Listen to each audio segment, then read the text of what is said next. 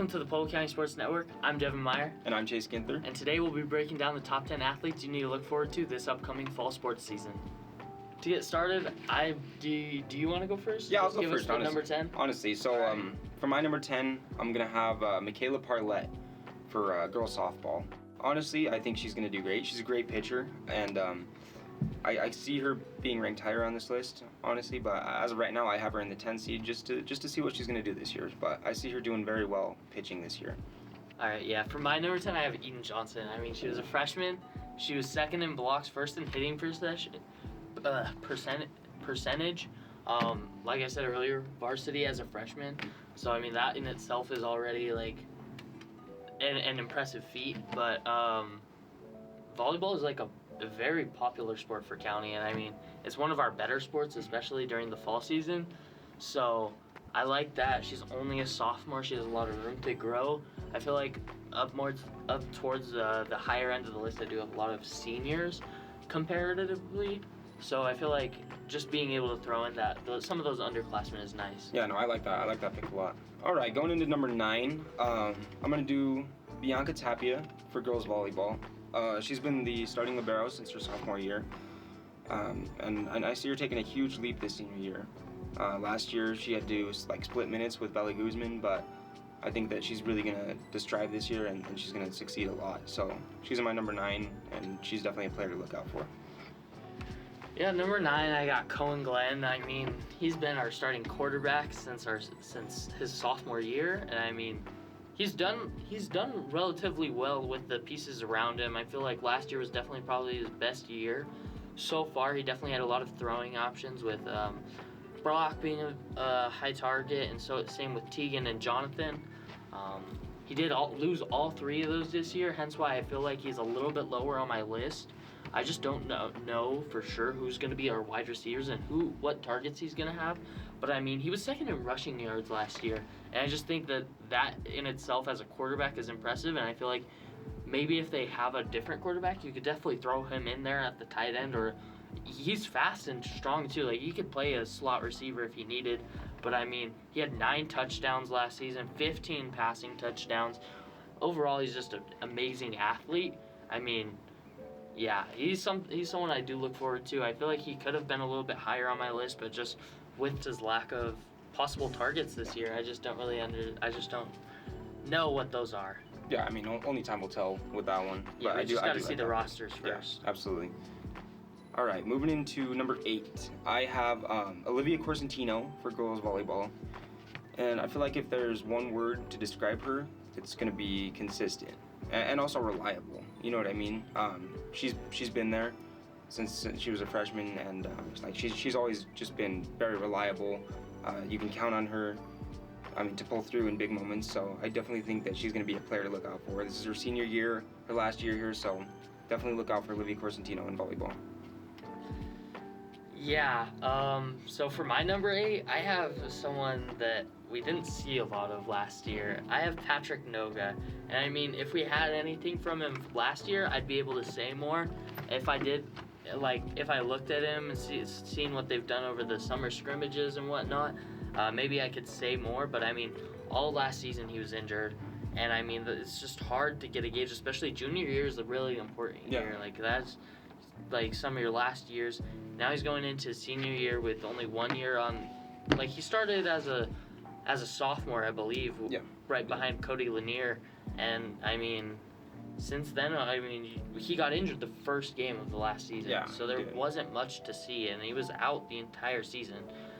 Luckily, we were able to see him for baseball, but I just don't really have a lot going for him. I remember his sophomore year, he had almost 1,000 yards rushing, which is insane as a sophomore, but yeah, I just don't really. I have him in at number 8, but I could definitely see him being a top 3 player for Pueblo County this year. Yeah, absolutely. I like that.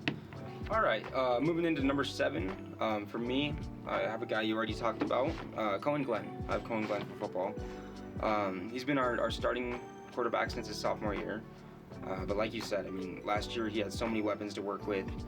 And, he did good last year, but this year he lost 3 of his main weapons. And we really don't know who he's going to have, to target as his wide receiver. So, like I said, only time will tell to see how well he's going to do. But I think that this year County's going to take more of a rushing approach rather than a passing approach. I mean, that's how we've been the past few years, but definitely this year it's going to be very, very rushing heavy.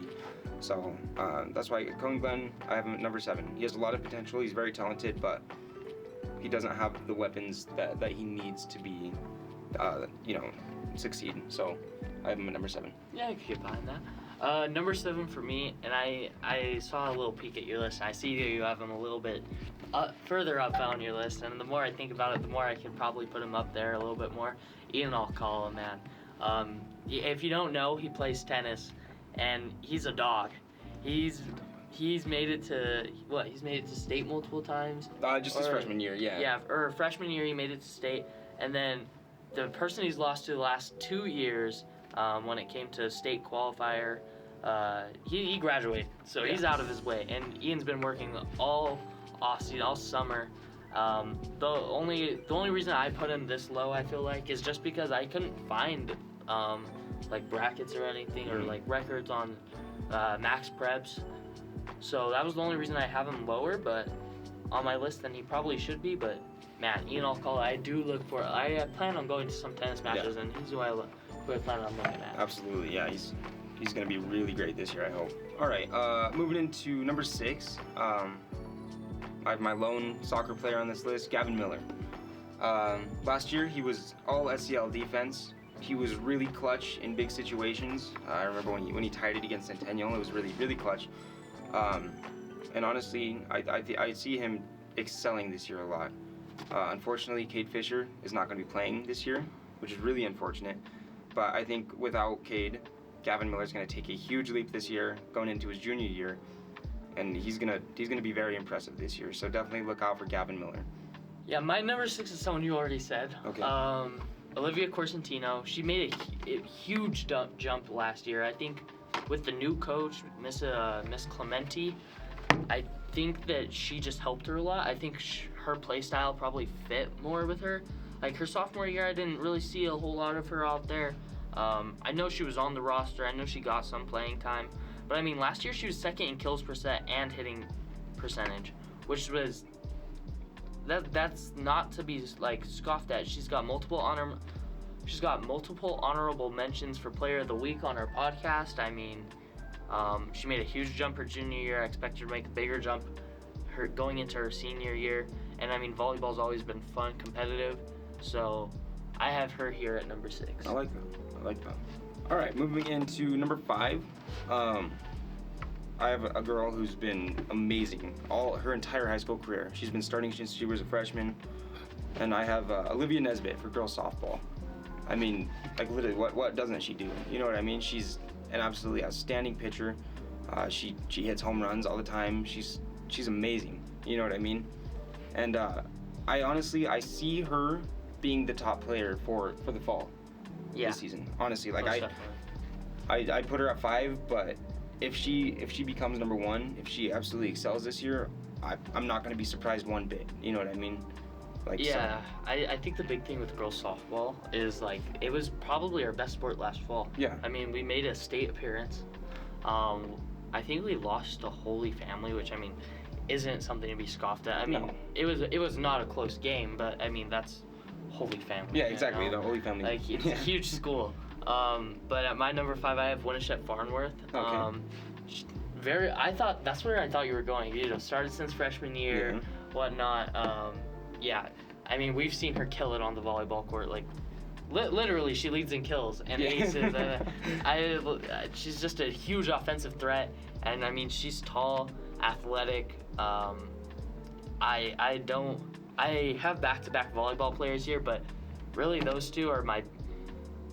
Those two are some huge players that if they make a huge jump, like I think they will, I like where volleyball is going. And you brought up earlier, Bianca Tapia, she's also fantastic. Yeah. She was snubbed from my list, but I definitely, if I could give out an honorable mention, it would be to her. Yeah, I mean, so, that's very true.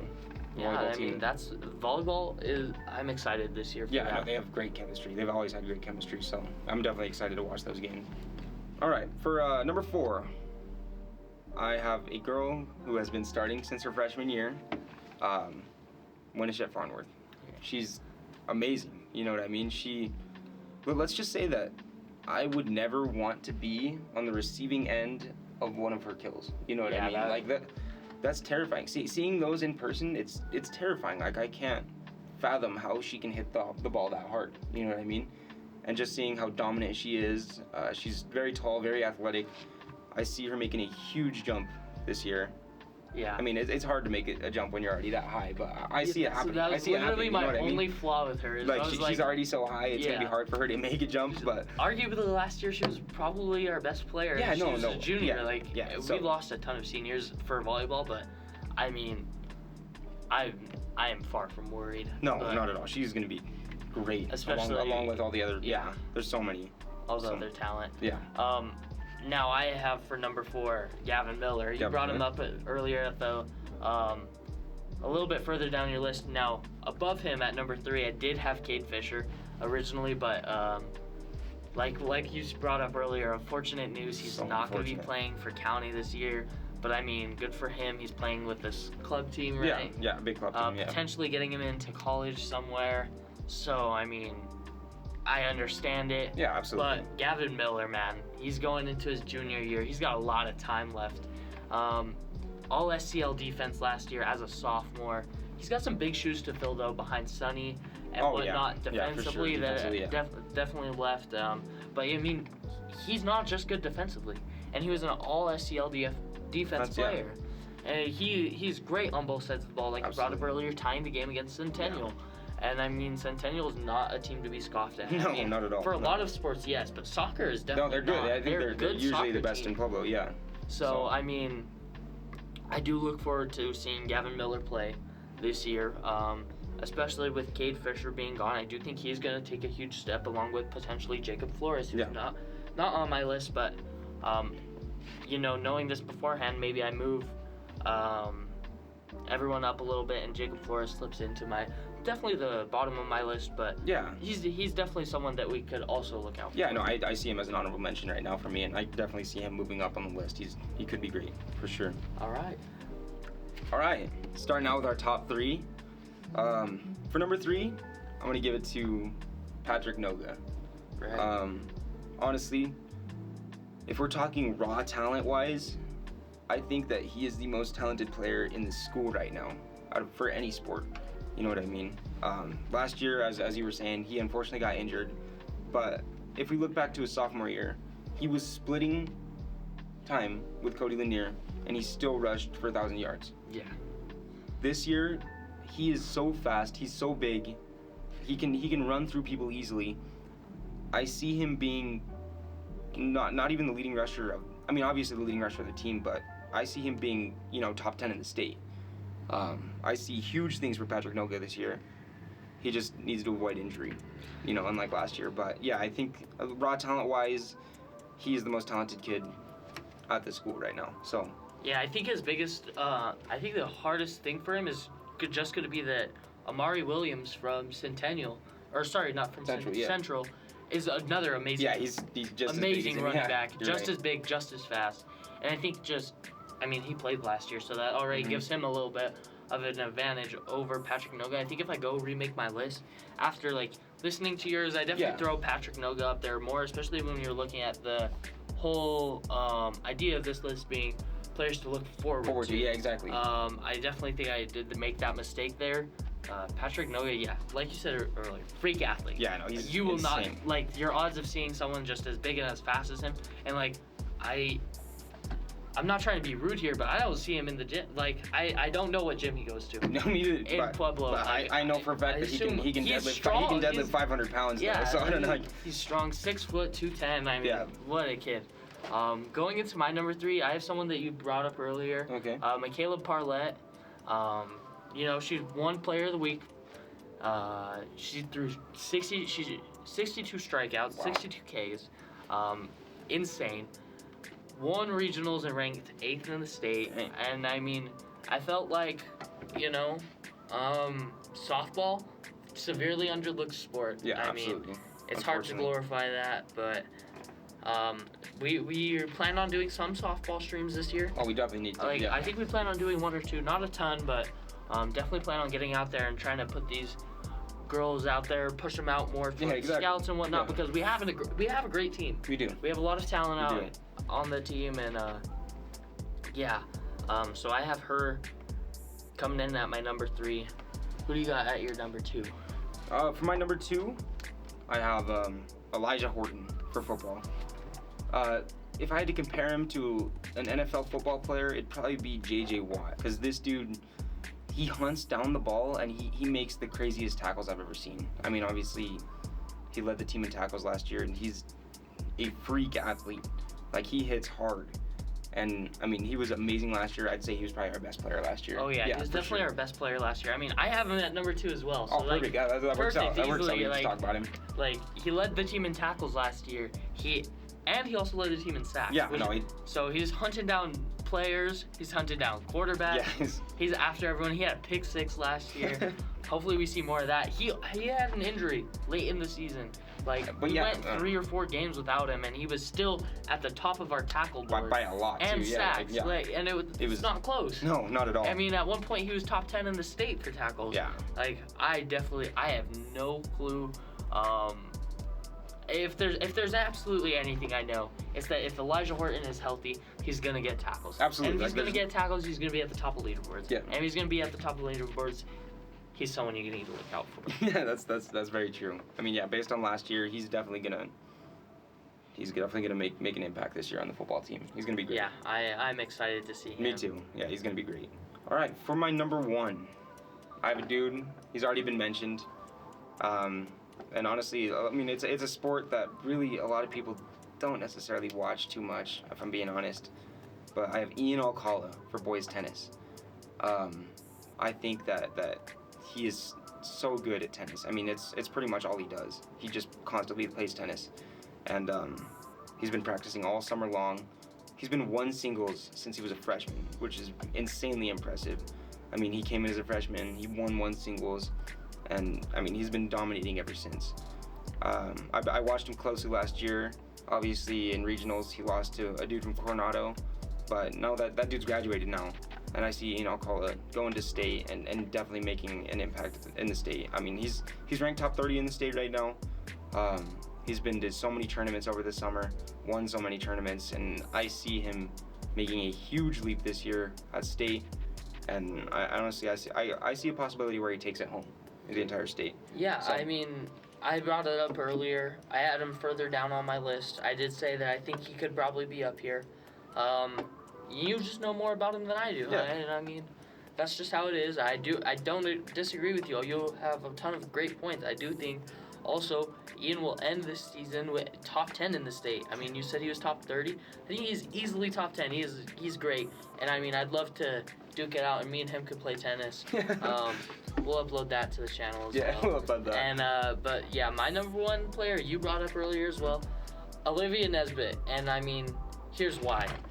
She won Player of the Week, right? So she's 1-time winner of Player of the Week. She leads in batting average, on base percentage, hits, RBIs, doubles, triples, home runs, and continuous more stats. And we made it to state playoffs. I mean, I don't know what more of a resume you're absolutely right. Give other than she's like the Shohei of this team. Yeah, she pitches she and pitches hits. so good too. Yeah. And like I don't know. I don't really know anyone I would put over her. Yeah, no, honestly, I should have put her higher because with that resume, I mean, yeah, like you said, she's the Shohei Ohtani. Like, she's leading in ERA and in home runs, you know what I mean? And average on-base percentage, she's very impressive. And she's been doing this her entire high school career. Yeah.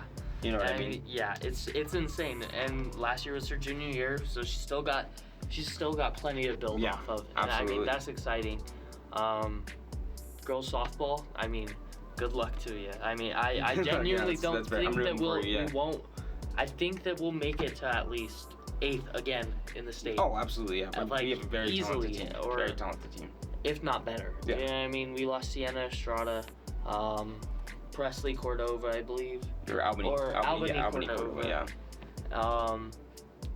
lost a couple seniors, but I mean, Jalen Ferris still there. Yeah, Jalen Ferris, Maddie Michaela Coleman. Parlett, Yeah, exactly. Maddie Coleman, Olivia Nesbitt. Like we have definitely have a talented squad team, for sure. that I'm ready to see play. So No, me that's too. our I'm top so 10. We'll get together and give out the official list. All right, and our final list, we're gonna have this lovely man Chase Ginther right here read out the final top 10. Yeah, after some close discussion, we've decided that number 10 is going to be Eden Johnson for girls volleyball. Number 9 is going to be Michaela Parlett for girls softball. Number 8 is going to be Cohen Glenn for boys football.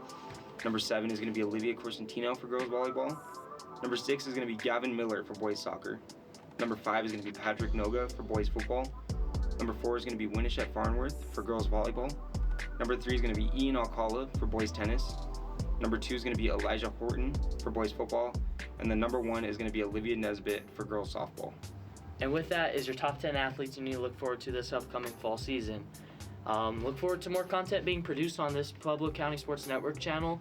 That's where all sports broadcasts are going to be, all streams, all of our podcast episodes that we will be doing, and just tons of sports, Pueblo County sports content. We look forward to producing more, and go ahead and follow our Instagram, subscribe to the YouTube channel, leave us some likes, and yeah, we'll see you later. See you guys later.